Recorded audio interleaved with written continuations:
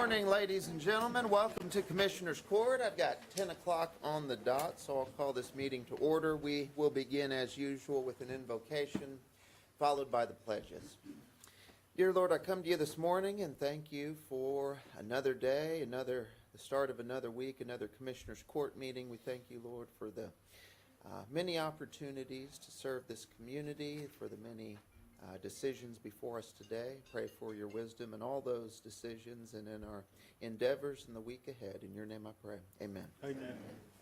I pledge allegiance to the flag of the United States of America and to the republic for which it stands, one nation, under God, indivisible, with liberty and justice for all. Honor the Texas flag. I pledge allegiance to thee, Texas, one state, under God, one and indivisible.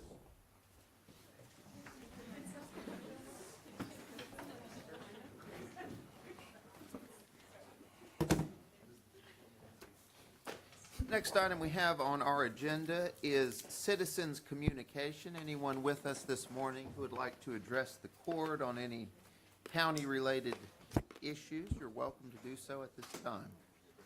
I got a few things I'm going to mention real quick, Judge. Number one, be in contact with the county fire marshal and have him really pay attention to the KVDI index.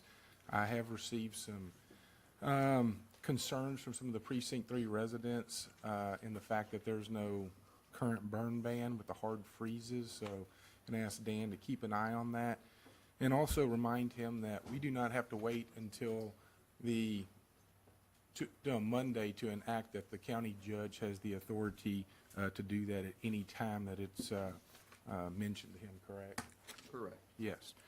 Also, tomorrow evening, 6 p.m., at the Quail Creek Mud office, myself and Constable Easley, Precinct 3 Constable, we're going to be speaking out there to address some of the traffic concerns and speeding in that neighborhood. Also, we're beginning some construction project work out at Patriot Park, enhancing the restrooms out there in the area of the pavilion and the public restroom area out there. I want to give a thank you to all three of the commissioners for their generous participation in that project and helping all of us to enhance those facilities out there. So thank you. Very good. Thank you, Commissioner. Thank you, sir. Other comments this morning? Good morning, Avery. Good morning, Avery. Good morning, Judge. Good morning, Commissioners. Very excited to give you all an update on an event happening tomorrow morning, 10:30 a.m. This is in connection with our mental and behavioral health facility. Spa Glass will be having a pre-proposal meeting and site walk available to anybody who's interested in being a subcontractor on the project. I distributed flyers this morning. We do have additional copies available. Yeah. As I mentioned, it's tomorrow morning, 10:30 a.m. It'll be at the City of Victoria Community Room at 2525 North Main Street. That's the new public safety headquarters facility that Spa Glass was the general contractor for. Parking will be available in the front.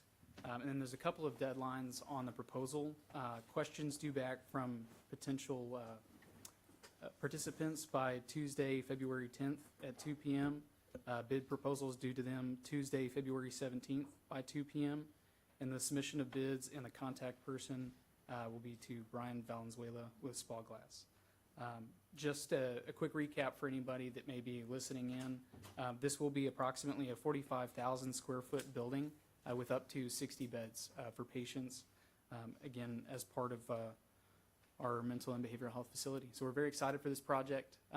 As y'all are aware and have authorized a notice to proceed for this project, on the 20th of January this year, we will be starting work on the project beginning this week with Spa Glass mobilizing to town. So we're very excited for this project. It'll be great for the community, and then looking forward to anybody that wishes to participate in the pre-proposal meeting. Wonderful. Thank you, Avery. Thank you. Thank y'all. Other comments this morning in citizens communication? Brian, good morning. Good Morning, Judge. How are Any, you? Morning, any Brian. exciting news for us? Yes, always. Okay, well. All right, anything else up here? No, sir. I will remind folks, today is the last day to register to vote for the upcoming primary. So that would need to be done today, and then early voting starts here on February 17th. So that is right around the corner. All right, if there is nothing else in citizens' communication, we'll move along to item number 4, and that is to consider approval of minutes and take appropriate action. And you each have a copy of those in your, Move to approve. Second. all those in favor? Aye. Any opposed? Motion approved. Item number 5, consider approval of accounts payable and take appropriate action. Accounts payable for February 2nd, 2026 are $385,058.84.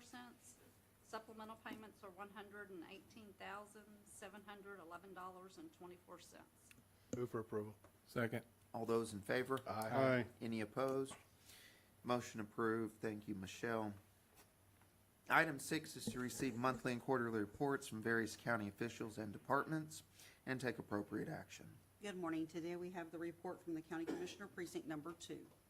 Move to receive. Second. All those in favor? Aye. Any opposed?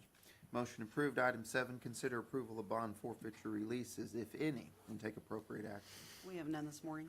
Easy enough. Thank you, Heidi. We'll move to item 8. That is to consider approval of Citizens Medical Center interim vendor payments and take appropriate action. We have the January 29th memo from the hospital showing those interim vendor payments in the amount of $461,372.84. The hospital's ACH report on that same date of January 29th is in the amount of $2,815,747.16. Move for approval. Second. All those in favor? Aye. Any opposed? Motion approved. Item number 9, hear an update and presentation from the Victoria Office of Emergency Management on Winter Storm Fern and the Warming Center response and take appropriate action. Good morning, Rick. Morning, Judge and Rick. Commissioners. Good morning. Presentation. So I know last week we had briefly talked about the Winter Storm Fern and the response to the Winter Storm Fern. So I had, the suggestion was to be made that we come back with a formal presentation to let everybody know what we all did throughout that period of time. And so, Judge, I know you weren't here last week, so this kind of bring you up to speed on what all's been happening to you. Of course, I know we talk on a regular basis, but you go to the next slide, please. So the weather pattern and what actually set into motion Winter Storm Fern for us. On January 24th, 2026, we started the preparation for it. Actually, our office actually started that on the 23rd as well, with having some initial calls and getting things put together. You can see that within the 9 or 10 day period there, we have extreme low temperatures. What you see on the very bottom, it says cold snap, hard freezes. Those are actually ambient air temperatures, not the wind chill factor. So we actually factor those in as well. ask you that. They were all the way down to, I think, the lowest, and somebody can correct me if they need to. I think it was 11 degrees is the coldest we had the one morning. They had anticipation that it was going to go even lower than that, but I think the lowest with the wind chill was at 11. So obviously that showed a big response to us, and so we started in late that week, moving into an operational mode throughout the weekend on through the 28th and 29th into that weekend. And so I won't go spend too much time on that one, so if you want to go to the next one. Operations started for us on, like I said, on January 23rd. The picture up there is a little deceiving. That's actually Alex Partito, our disaster recovery coordinator. He's over at Our Lady Sorrows Trinity Hall cleaning it up one day. We wanted to put that in there and highlight it because every single day he was there and our office was there helping with inclement weather centers, but I'm going to go into that in great detail in a few minutes. But we began the Winter Storm Fern weather calls with the National Weather Service out of Corpus Christi, along with the State Operations Center, and we continue to do that, building out the sit rep for Instant Action Plan throughout several days that many of y'all were involved in. Within that sit rep itself, which was, Jessica's going to kill me if I don't remember the exact number, but I think the end of it, we were over 400 some odd pages within our Instant Action Plan, which is important for us, and we remind each of y'all as we move into these things that all that information gets contained within that sit rep IAP for allowing us to prepare ourselves in case we do get a federal disaster declaration and we have to go in for reimbursement processes. Everything needs to be embedded in that, so it's important for all of us to have those. So we had over 25 plus agencies and or private partners, VEC, STEC, AEP, had all their information put in there, and so it's important for us to have all that in there. So great effort on everybody's part. And we've got some training that we're going to develop as well to help people navigate that world a little bit easier. But So go ahead and go to the next one. So during the main operation one of the most important things was taking care of the vulnerable population within our community. And the inclement weather centers had to open up. And so we have a very unique standard for that. Our office, Jenna, have set forth a great foundation with our key resource partners that are out there, establishing when we're going to open up an inclement weather center. And so there's some parameters that we have to meet. And so we met all those parameters. And so we started those Saturday the 24th, around 5 p.m. is when we opened the first one. We ran it all the way through with only one day of closure, which was a Thursday. We closed it down because we had a warming trend. And so you'll see on the next slide that basically 7 days we ran inclement weather centers with our partners out there. Inclement weather centers are serving the community members the 24th through the 31st, with a total of about approximately 450 people being served. And so it's a great effort that we come together as the coalition members and the community members, pulling together those resources to help those that are truly in need of services out there, from a warm meal all the way down to a warm place to stay throughout the evening time. So, but basically 450 people were served throughout that period of time. The next one. I am not a person that likes to read every single thing on the slide, but I am going to do that for the next two, so you have to bear with me. It's important for us to give the credit where credit is due to the folks that were helped out. Our participating facilities were Our Lady of Sorrows, which is our primary location, as well as the Salvation Army, Midcoast Family Resource Hub, and Christ Kitchen. Salvation Army, once again, they serve only male populations in the evening time, but during the daytime, they actually were open and allowing citizens to come in and seek warmth and warm meal and a place to stay. Same thing with Midcoast Family Resource Hub, which is up off of Navarro. And then also the Christ Kitchen was also open as well, and they were operating on some very unique hours. But Our Lady of Sorrows really stepped to the plate. And we have some members here, and I'll turn that over to them here in a few minutes. But they did a fantastic job in opening up their facility and allowing us at Trinity Hall to allow the Inclement Weather Center to be open and operational. So food donations came in from, you name it, everywhere, from Food Bank of Golden Crescent to Our Lady of Sorrows, provided a lot of the food. Faith Family Church, Waterwell, Ventura's Tamales, Riverside Church, Mumford's Barbecue, Christ Kitchen, St. Joseph's High School, Evans Pizza showed up, Victoria Christian Assistance Ministry, or VCAM, Speedy Stop, and Dorothy's Hope Kitchen. Our office, along with the city and the county, we donated a meal as well. And then various other community members were bringing in things throughout the time. So it was a great effort. A lot of food being donated and resources being shown there. Donations, donation management, United Way of Victoria really stepped to the plate and helped us manage that. Be Well Victoria, VCAM, and the community members as well. So Our Lady of Sorrows did a great job. They kind of did an internal release of there's some things that we're going to need. Obviously, as citizens come into the inclement weather centers, they're going to need certain apparatuses, certain things that they're going to need, certain resources, everything from clothing items all the way up to blankets. And so obviously we're dealing with sometimes the unhoused. And so this is their opportunity to gain some basic essentials for themselves. Volunteers were a big thing for us. Our Lady of Sorrows, Gulpin, and also other various community members stepped up to the plate to volunteer, and there was a heavy lift on our part to try to get those folks there. Other partners that we had was the Area Homeless Coalition of Golden Crescent, Disaster Recovery Interfaith Coalitions, American Red Cross, Victoria County Animal Services. I'm going to briefly stop on that one. We actually had several animals that were being brought into the center, and so one of our measures that we needed to meet with Our Lady of Sorrows is that we didn't want to have pets within the center itself, which caused some controversy out there. However, we reached out to the professional staff at Victoria County Animal Services, and they were able to come up with a plan and help support people that were showing up with animals and pets, and so that was a great effort on their part. City of Victoria Environmental Services, if anybody ever went by the Trinity Hall, there was about 10 to 12 trash cans that were out there that were being emptied on a regular basis. So we partnered with City of Victoria and Victoria Environmental Services to help keep the place clean and actually move the trash accordingly, because there's a lot of trash that gets processed within the first couple of days of us being open. So great effort there. Golden Crescent Regional Planning Commission, 211, Midcoast Family Services, Victoria Community Emergency Response Team, which is through our office. Ralph Montez heads that up. Of course, the National Weather Service out of Corpus Christi, and then the primary partner, us being the coordinating body. I also have some additional notes here that I want to thank Victoria County Sheriff's Office, Victoria Police Department, Victoria Fire Department, even the Goliad County Sheriff's Office to helping us out. And so there was a lot of calls that had to be for service that were being rendered there, as well as just additional services that they were helping out with. Briefly stay on this slide just for a second. Social media engagements, really unique for us. And so we talked about this briefly last week. when we go into emergency management and the functionality of what our jobs are, there's a lot of practitioners out there that say social media doesn't impact you, but it does, heavily impacts us. And Judge, thank you for your leadership and this court for allowing us to bring on a public information person to our office that helps us manage that because they speak that language every single day. If Chief Martin and myself are on the side of the road telling you about a fire, it's going to be very to the point, but we have a social media person that engages us. So throughout this weather event, Winter Storm Fern, we actually had a lot of social media engagements. We had 41 videos that were posted, along with PSAs and graphics that we did throughout that time, with over 1 million views associated with that, including about 10,000 direct engagements.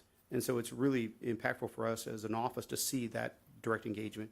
And there's some lessons learned with that. We need to figure out how we better engage those community members, especially on a volunteer basis, donation management, and even financial donations. And so we're going to have after actions with our own staff and with our own community partners that we can figure out how we better engage our community members where we have a resource that needs to be met or some place that may be lacking. So next one over.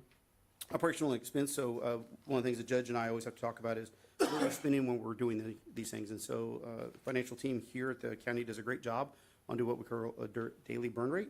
And we look at the daily burn rate and enables us to say, hey, what do we spend?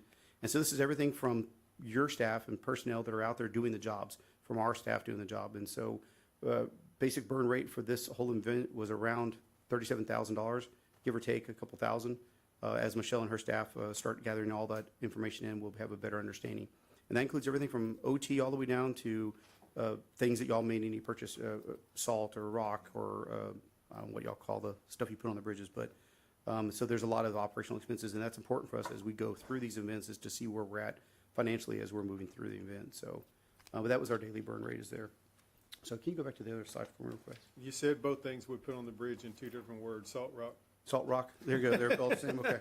So, but a great effort, and so I do have some folks here from Our Lady of Sorrows. I don't know if they want to come up and speak, but I cannot tell you hands down the efficacy that these folks had and the things that they did.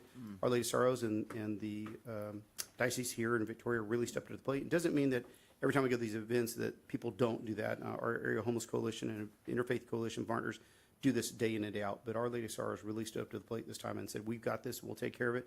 And we'll be there to be partners with you folks. And so I'm going to turn it over to them briefly if they want to say anything. Sure. Yep. Good morning, Your Honor. How are you? Good morning. Distinguished commissioners, Welcome. thank you so much. Good morning. My name is Reynaldo Rosas. I go by the name of Ray Rosas. Thank you for this opportunity. I'll be brief. Rick, thank you. This is well done. I wanted to see the culmination of all the efforts, right? Last night I heard it was going to be talked about, so we're here. I'm here with a colleague of mine. We're members of Our Lady of Sorrows, and we have a director of operations, Michael Muniz, with Michael connecting with us, because we're part of the Knights of Columbus as well. We have a wealth of men and women that even help, but we focused a lot more on that's our building, that's our house, how to keep it in good condition, right? And volunteers were critical for us. And our point was the community did come. The community put up with the sign of genius.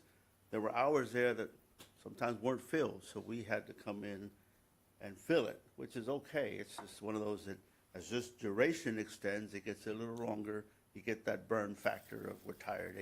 20% of the folks doing 80% of the work. As we sat there on either days, nights, mornings, mostly the nighttime, I mean, this is a critical time where security's there, and we wanted to have a presence, right? Because again, it's our house. Things happen at night, things got to go dicey. You know, there's always that 911 call or the emergency. We had at least three calls for EMS, not for fights or anything, just had general health reasons, right? Those are the things that we're trained up to a certain point. Right, and having a presence from professionals is really nice.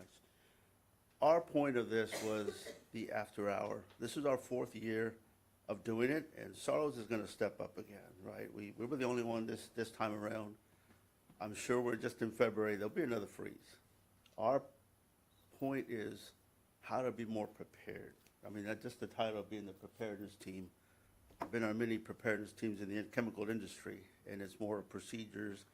When we have to act upon it again, do we already have this fixed? Do we have this fixed? So we have a list of opportunities, I want to say. They're just opportunities. How do we get better? and working with Rick and Alex and the rest of the team, they're aware of some of these things. We got them documented. We'll have an after-hour discussion for those. And look, for us, it's just, how do we get better? How do we get ready? How do we involve more people? But I'll make a slight correction. Our activities also began on the 23rd, that Friday, setting up the cots and everything else. The warming center itself, as Rick mentioned, opened at 5. It actually opened at 1. So we actually started early. The director of operations and Alex agreed, let's open it up at 1, get started early. But after that, I mean, a lot of folks came through. We saw it. There's just some opportunities out there, and the community did help. But I do want to say that because this is our first year that, dogs have been a problem. And the hard part of saying, I can't let you stay because of your dog, well, then I'm leaving. Well, that's the other side of being human.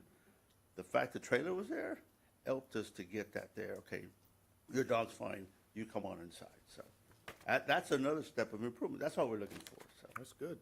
So thank you. That's Well, thank you just so wanna say much, that. Ray. It's inspiring and encouraging to see, the huge role you guys played, but then just the collaborative effort Yep. in general. I know Rick detailed all the many different organizations and entities involved in this, and really our success is built on that. There's so much that goes behind the scenes, whether we're bracing for a winter blast of cold weather or a hurricane or whatever else. There's a lot going on behind the scenes, and what makes that successful is the many great people and partnerships involved. So on behalf of the county and our community, thank you and your congregation for that.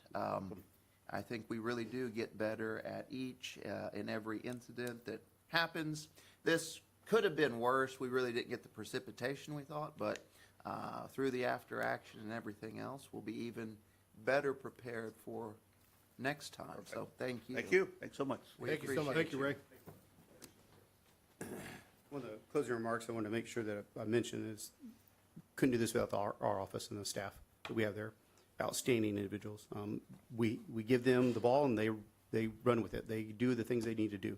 They truly are subject matter experts in everything they do. And so Jenna and Jessica and Lauren, Alex and Ralph and even Mallory, our intern, they do a fantastic job, and these people never let anything go by that they don't check and double check, and they do an exceptional job. So hats off to them, as always. They do, and hats off to them, but not to leave you out of this, Rick, because your leadership of that office is phenomenal. I know I do a lot of interaction with various counties across the state through our State Judges Association, and your name is well known in the emergency management realm as an expert in the field, one of the best in the business, and frankly, you make all of us look good consistently, which is sometimes not easy to do. So, thank you. Thank you, I You, appreciate that. really It's are awesome. Definitely for the Thank people I you, Rick. surround myself with, so they do a fantastic job. So very humbled about everything I do with them, so. Yeah. But Thank you, Rick, and also Thank you, like to sir. give a shout out to all 4 of the precinct road and bridge managers and their crews for stepping Yep. up. There were some of them that they were out there in it, getting the job done, helping to make sure that the roads and bridgeways were taken care of. So I want to give a thank you to all of those. Takes a team. thank you. I do have a question on, I know this is the first instance in which we were using the new inclement weather policy. Were there any glitches in that? I guess we're still sorting out some of the pieces. Are you referring to the disaster pay policy? Disaster pay policy, not inclement, yeah, that's. There what- will be, and so as the finance teams and HR pull in all the information, I think there will be an effort for us to sit back down and review that. Yeah. And say, did this work as well as we thought it was going to? I know for our office, gathering what we call the 214s and making Yeah. people accountable for the jobs they're performing really help us out. We know there's some details we need to work out on that as well. But yes, I think it'd be well worth the effort to have the financial team, HR, and ourselves sit down and say, okay, did this work like it Well, should that's, have? yeah, What do that's we need to also, fix? that's also part of the after-action report as well. I mean, you gotta look and see how it flows and to get it fixed. I know our managers got together and worked on those to get them filled out together, and there's, again, teamwork, got it figured out. And Yeah. the 214s, everybody got together and got it done, so Good deal. that's how we all work. Okay. I think I'm still up here for the next wants to let me, Oh, okay. might as well stay right here, so. Yeah, you got the next one. Well, You want some anything coffee, else? Rick? Anything else on this topic? If not, this was simply to hear that presentation, which we've done. We can move on to item number 10. And that is to consider approval of an emergency notification system service agreement with Everbridge, Inc. for the Victoria Office of Emergency Management and take appropriate action. I apologize, do not have the letter in front of me, but I think you already have it in front of you. Basically, back in November, we brought forth to you folks a renewal of our current contract with our emergency notification systems, and that was with a different company, and we're now moving away from that. We work with our procurement specialists here at the county to make sure that we had all the things in row and in line for us to move over to Everbridge. And so we're looking at doing an onboarding process with them right now and bringing on a new emergency notification system for us. And so what the emergency notification system does for us is it's a twofold thing. It allows us to reach out to the community members when there is an impact within the direct community that we need to get life safety information out to them, hazmat or a bailout or whatever it may be. We can have direct communications with them. Internally, it also allows us to build out a unique platform to where we can start building out subsets of that to where we can get information out to county staff or city staff or whoever it may be in a timely manner. And so the system moves us over to the new one. It's called Everbridge, and we'll be on a 3-year contract with them. Okay. And so with your approval, we'll go forth with an onboarding process with them and get us underway with them. Okay. Move to approve. Second. We have a motion and a second. Any questions for Rick related to this? Nope. Sir. All right, do we Appreciate it. have a motion to approve? We already did that. We just need to vote on it. We had a motion in a second. Did I miss that? Yeah. No. We just need a vote. All right, all those in favor? Aye. Any opposed? Motion approved.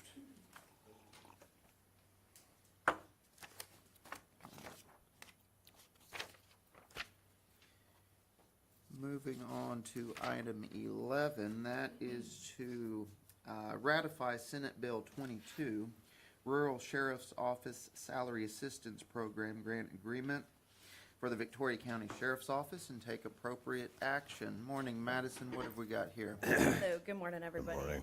This is just for y'all to ratify the grant agreement for the Sheriff's Office SB 22 funds for this upcoming fiscal year.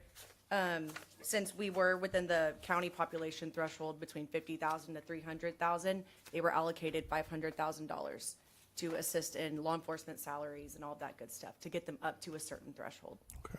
Awesome. So this is just to ratify. Okay. Move to ratify. Very good. Second. All those in favor? Aye. Any opposed? Motion approved. Item number 12 is to consider approval and authorize the purchase of a D-Mod Big Joe electric forklift in the amount of $29,500 for Victoria County Animal Services and take appropriate action. Good morning, Joe. Good morning, Judge and Commissioners. Good morning. I just wanted to briefly speak on the importance of Victoria County Animal Services having a forklift to place supplies on the mezzanine, which is approximately 10 feet high. Having a forklift would allow large, heavy items to be safely, properly stored on the top of the mezzanine. The forklift would greatly reduce the risk of employees' injuries, prevent falls or accidents, and help us comply with basic work safety standards. This is not a convenience, it is for safety and necessity. Proper equipment allows Victoria County Animal Services to operate in a safer and efficient manner.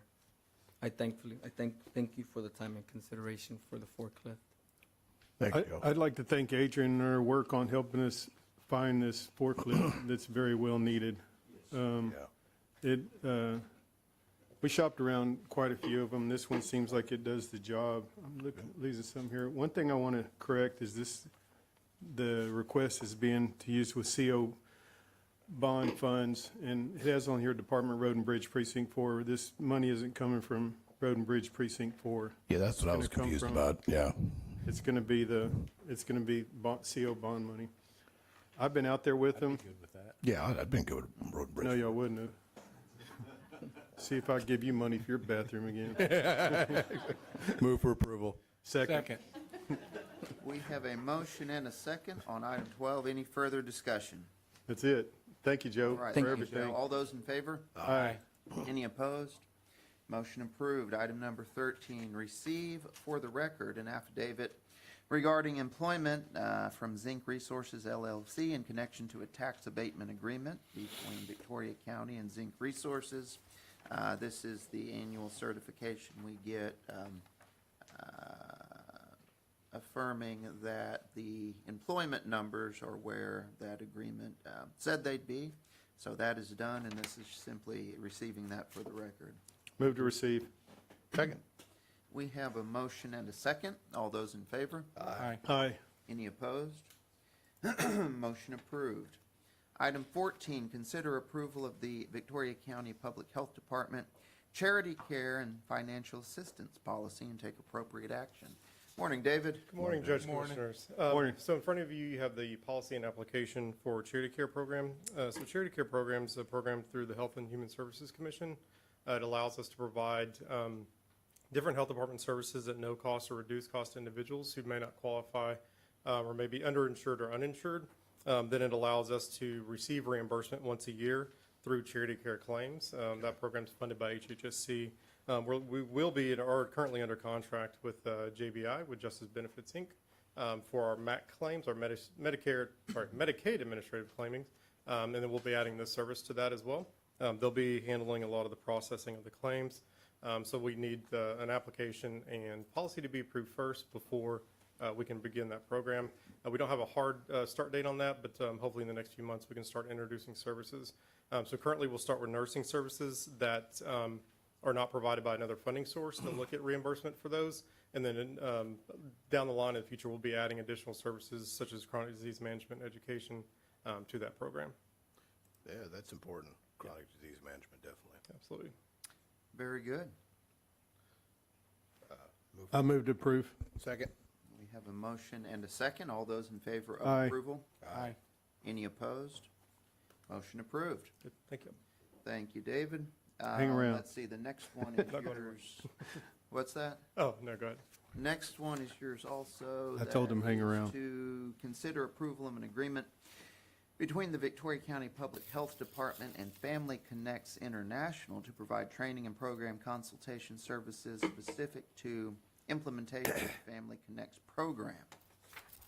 Yes, so this is a standard annual agreement we have with Family Connects International. This is 100% grant funded through the Texas Department of Family Protective Services contract, which is now HHSC. These training costs are, again, 100% covered by them. Family Connects is one of the programs under Texas Home Visiting. It's one of our departments there at the health department. It provides programming for families with newborns from 3 to 12 weeks old and different health care and support services for them. Very good. Sounds good. Move for approval. Second.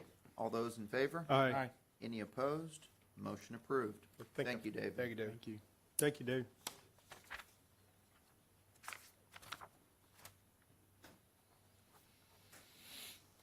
Item 16 is to consider approval of a proposal to replace roofing at the 205 County Annex Archives Building, the 1967 Courthouse, the McFadden Building, and the Victoria County Regional Public Safety Training Center and take appropriate action. Good morning, Kelly. Good morning, gentlemen. Morning.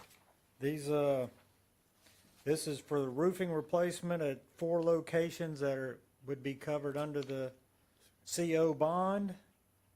They are not through buy board, they're through APA Tex Buy Co-op, which has been approved by Adriana for buy board, so we can do this without the bid process. The base proposals that's included contain a Trimco 15-year warranty and full inspections at 1, 5, 10, and 15 years. They do have some ads in here for annual or biannual inspections. They're quite pricey. I'm not going to recommend those. But the base proposals, the prices that I give you include the 1, 5, 10, and 15 years and the 15-year warranty. Another note to make account of is the Annex and Archives building includes all the work that'll have to be done on the roof as part of the HVAC project that I'll be bringing you within a few weeks to start the bid process on. So there's a large doghouse up there that's been a infiltration problem in the past. It gets taken off, gets infilled, and a small curb put back in. The new curb for the new unit that's going up there, cutting the openings in the concrete roof deck. They'll do that all in unison with the other roofing work, so we don't have patches in there. It'll all be done in unison, and that's already included in the price. So when I bring you the pricing for the HVAC, the tentative pricing, and we go to bid, we don't have to be concerned about the roofing. It's already covered. So of that 2.1 million, how much is attributable to the HVAC component? I'm sure it's broken down in here somewhere. I don't know that I have that, a couple $100,000, I would say. Okay. I mean, they have to crane off that old doghouse, they have to put steel framing members up there, pour a concrete deck, and close that opening up. But he said he can handle all that work, so we don't have to have a separate contractor to do that when we bid it out. Okay, and as far as this total amount, this is roughly what we were anticipating when we've gone through our prior CO project list? Avery, that's, okay. It is, Yeah, yeah, it's it is. a little bit more. It's a little higher, but not much. The annex and the courthouse, which I didn't anticipate, had no way to anticipate, is underneath the roofing, there is this lightweight concrete that's been poured to make the slopes, and that's got to come off.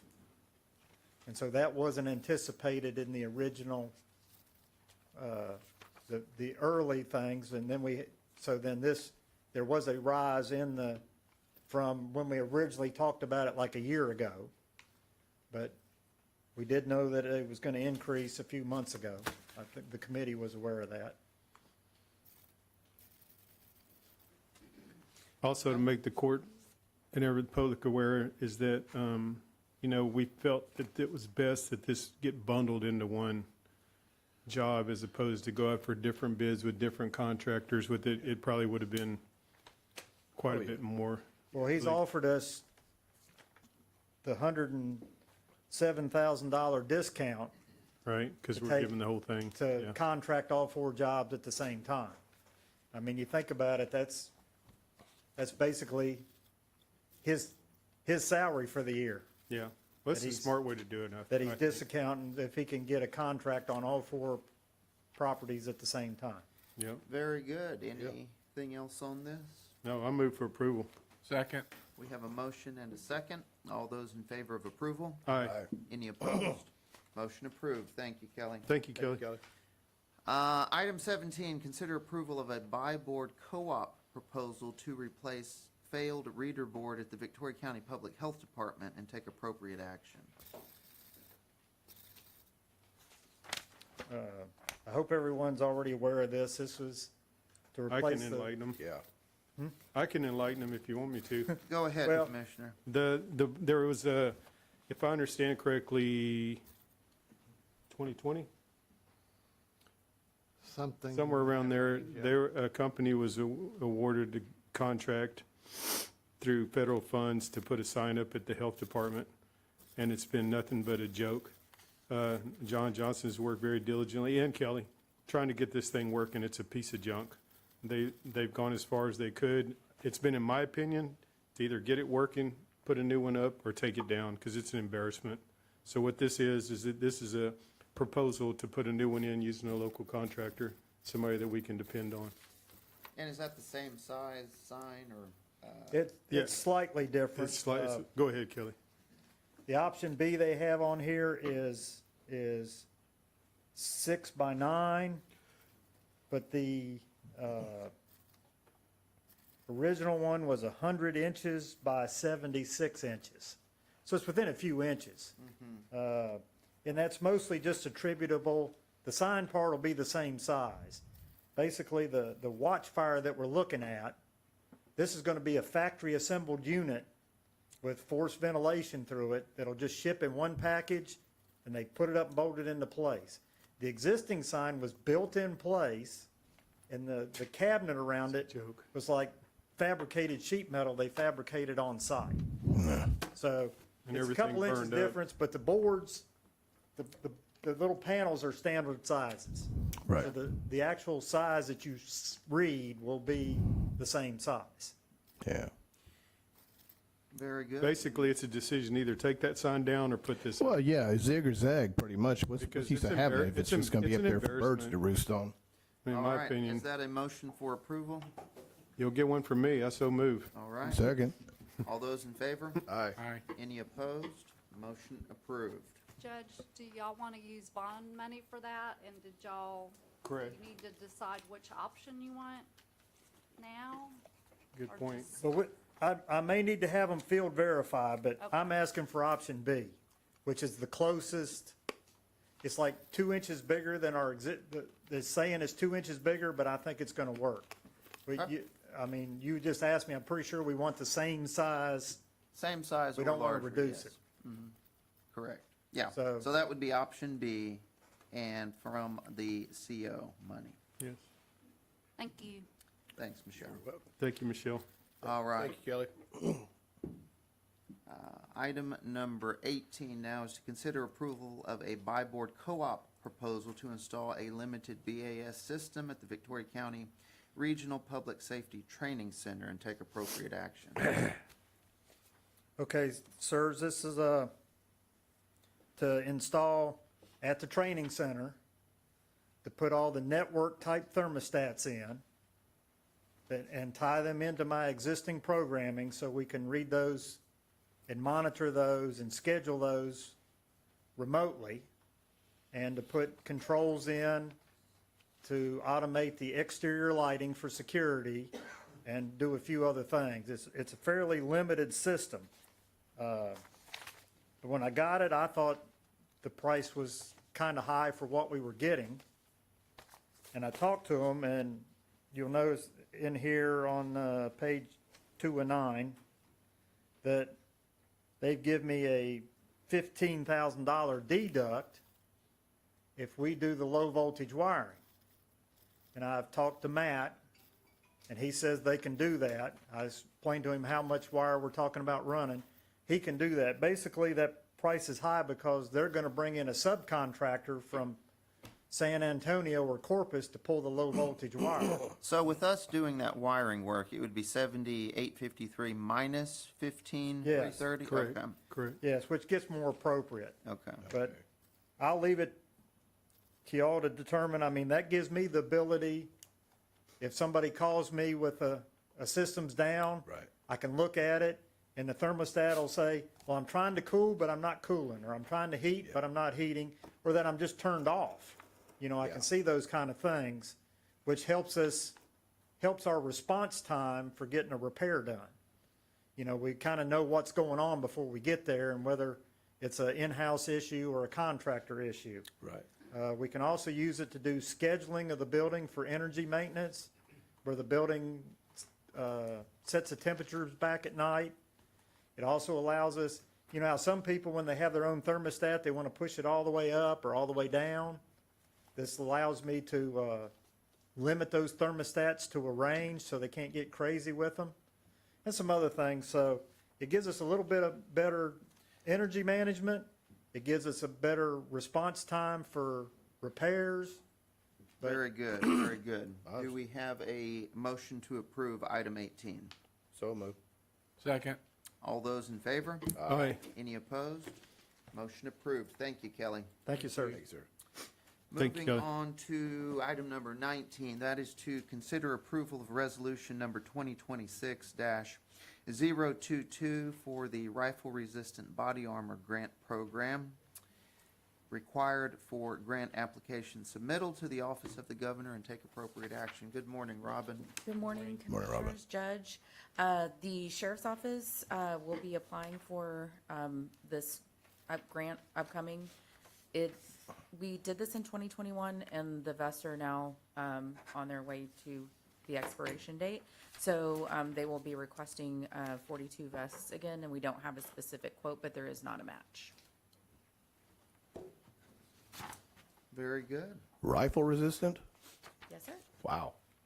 Came about after that police officer shooting up in Makes Dallas, total I sense. believe. Yeah. Move for Helpful approval. grant. Second. We have a motion and a second. All those in favor of approval? Aye. Any opposed? And the motion approved. Thank you, Robin. Item number 20 on our agenda is to receive for the record the limited notice to proceed letter to Spall Glass in connection to the Victoria County Mental and Behavioral Health Facility and take appropriate action. Good Morning, morning, Avery. Good morning again, Morning. Judge and Commissioners. I'll be up here for the next couple of items. Item number 20, this was a letter I had presented just before court. We walked in this letter that's from our office to Spall Glass, issuing a notice to proceed for the early mobilization that had prior approval from court on our agenda for the 20th of January. They will be mobilizing beginning today, starting with job trailers and setting up the necessary infrastructure for them to begin construction activities. We're currently expecting earthwork to take place mid to late February. Okay. So we're very excited about that. This will allow us to basically buy a month of the construction activities before we are issued a GMP, or guaranteed maximum price, per our design build contract that's currently in place with Spall Glass. That existing contract that's currently in place sets how we review and set payment terms, the specifications, so on and so forth for this work that has been specifically authorized. Okay. We had one minor note from Spall Glass, so I've attached a letter from them with basically their terms on the notice to proceed. The one thing I want to draw your attention to is that in the event that we are not able to come to a GMP agreement by the beginning of March, the demobilization cost, in addition to this not-to-exceed amount, is currently estimated at $60,000. So that's an additional fee if we decide, for whatever reason, that we're not able to continue with the project. I don't foresee that being the case at all, but I wanted to make you aware of that. But other than that, this is essentially authorizing those categories that you see on the first page: general conditions, requirements, earthwork, utilities, both builder's risk insurance, general liability insurance, subcontractor default insurance, warranty, and then overhead and profit, for a total not to exceed cost of $1,497,811. I want to remind the public, this is part of the $40 million we got from the state for this mental health facility project. I move to approve. Second. We have a motion and a second. Any further discussion on this item? All those in favor of approval? Aye. Any opposed? Motion approved. Item number 21 is to receive for the record change order number 002 from the Logger Companies, Inc. in connection with the Victoria County Regional Public Safety Training Center and take appropriate action. Yes, sir. So this is a very large change order in terms of the number of items that's included within it. It's two different submittals that we're revising the scope of this project, mostly demo of existing windows that we had hoped to not take out. They do have asbestos-containing materials. This change order will address abatement of those materials, a variety of exterior finish, sheathing, plumbing modifications, and then a few HVAC items with demos of existing air dampers, and then some electrical service modifications, one of which includes a significant credit for a cost savings opportunity we were able to identify with AEP. This would allow us to keep our existing shunt trip on the outside of the building, and we're revising from an automated transfer switch. Since we declined to accept the additive alternate number 3 for a permanent pad-mounted generator, the automated transfer switch was left in the base scope of the project. After discussions with our Office of Emergency Management and with commissioners and Sheriff's Office, it was determined that we do not need the ability to automatically transfer to nothing. And so we removed the ATS and figured out a way to rework the electrical service meeting NEC code requirements, making sure that it was safety oriented and was compliant with AEP's meter service guidelines. This still will allow us to have a CAMLOCK generator interface panel mounted external to the building with an external disconnect via that shunt trip button. that we can assist with a trailer-mounted generator to provide emergency power in the event that we were to lose building power. So the building still maintains that option, just at a significantly reduced cost. But HHSC didn't require you to have one already connected with an automated transfer No, switch? This is not a critical care facility, with it being just a training center. We do not have any dispatch operations or emergency services operations with this Okay. building. Yes, sir. And then the one other thing I wanted to add, so in coordination with the roof work at the remainder of the roof replacement for RPSTC, there are some soffits that were made of asbestos-containing materials. It's an asbestos component in the fiberboard. Those are also being abated and replaced to support the roof replacement work, and they're included in this change order. Move to receive. Second. We have a motion and a second on item number 21. All those in favor of approval? Aye. Any opposed? Motion approved. Item 22 is to receive for the record a letter from Square One Consultants regarding the potential contract amendment for additional materials testing in connection to the Victoria County Mental and Behavioral Health Facility, and take appropriate action. Yes, sir. This item, unfortunately, is in coordination with that January 20th approval for an amendment to the contract with Square One, our owner's representative. At the time, they were willing to provide us with support services for testing a modification to their existing agreement. This would allow us to help with the early mobilization and bringing a testing contractor on board. In this case, they notified us back in December of a potential merger with Project Control. It's another project management firm out of San Antonio. That merger was successful, and the result of the merger essentially was a desire to not proceed with that contract amendment from new leadership. So we were given that direction, and this is receiving a letter essentially noting that they do not wish to proceed with the contract amendment for those scopes of services. In this case, we will proceed with procuring those services in a manner that is compliant with our Texas Local Government Code procurement How requirements. much of a delay has this created? Given that the dollar amount that's expected from this testing contract is under the $100,000 threshold, we are electing to not proceed with competitive sealed proposals. As this can be informally bid, it'll likely be only a week delay that I hope will not materially impact our construction schedule, given that earthwork probably won't happen until mid to late February. So I would anticipate having a contract executed and in place by the third week of February. Gotcha. That's our goal. Okay. Very good. Any questions for Avery related to that item? Move to receive. Second. All those in favor? Aye. Aye. Any opposed? Motion approved. Item number 23 is to consider approval of a request for a plat exemption from Manuel and Jessica Reyna at 621 Coatney Road, located in Precinct 4, and take appropriate action. Yes, sir. So we received a plat exemption for the property at 621 Coatney Road in Precinct 4. It's a 53.27 acre property. Our staff has reviewed the application, and we are recommending approval of this exemption. It is in compliance with our approved plat exemption for a property being greater than 10-plus acres. The plan is that 2/3 of that property will be subdivided with the owner to retain 1/3 of the property. So both the parent and daughter tracts will remain greater than 10 acres, and as such, we recommend approval. Very good. Move to approve. Second. All those in favor? Aye. Any opposed? Motion approved.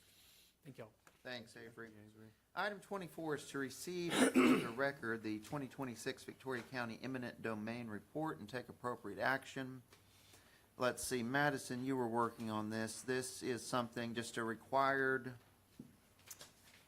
report, though we have not had any eminent domain activity. We're just required to send in this report to the state, as I understand it. Is Yes, that sir. correct? This is required annually by the 1st of February every single year. So this is just verifying that we have not practiced our eminent domain at all within that year. Okay.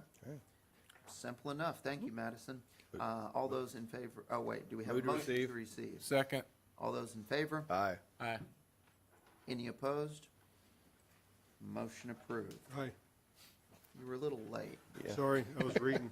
That's okay. I was already on the next topic, my bad. Item 25 is to consider approval of detention and/or residential contracts with Titus, Camp, Marion, and Morris counties with the Victoria County Regional Juvenile Justice Center and take appropriate action. Move to approve. Second. We have a motion and a second. All those in favor of approval? Aye. Any opposed? Motion approved.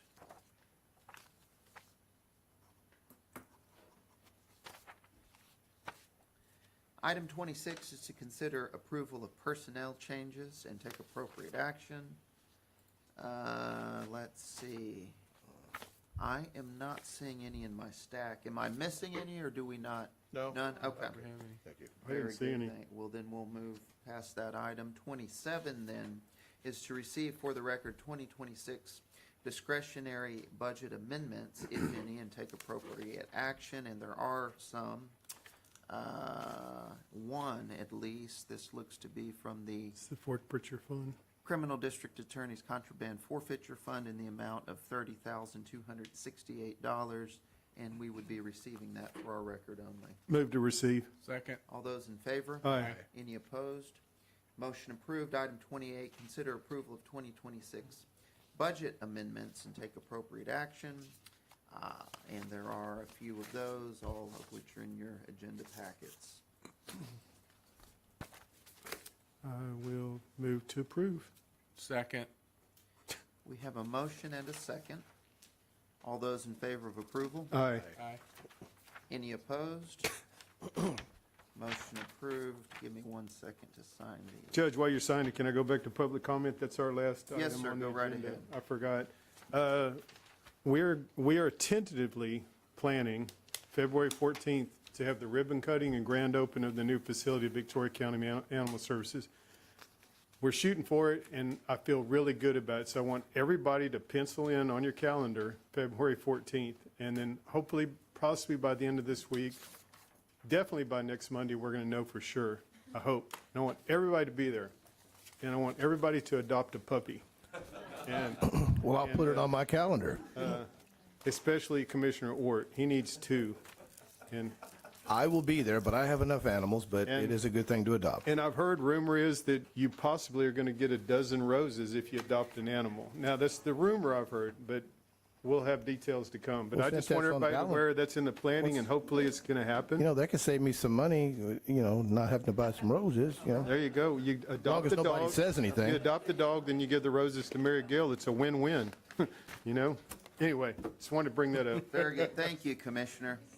All right, our next item is a closed session for several different reasons, although before we go into that, we'll take a brief recess. Let's plan to recess for 10 minutes, and then we will come back to go into closed session. After that, I don't anticipate any action. Yeah, no so shit. Wish everybody a great week. Thanks for being here.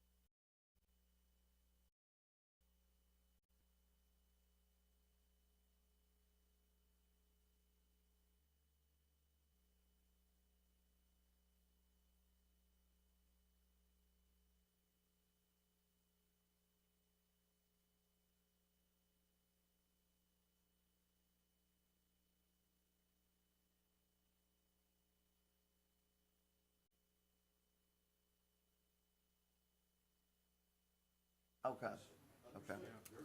All right, are we ready to roll? Okay.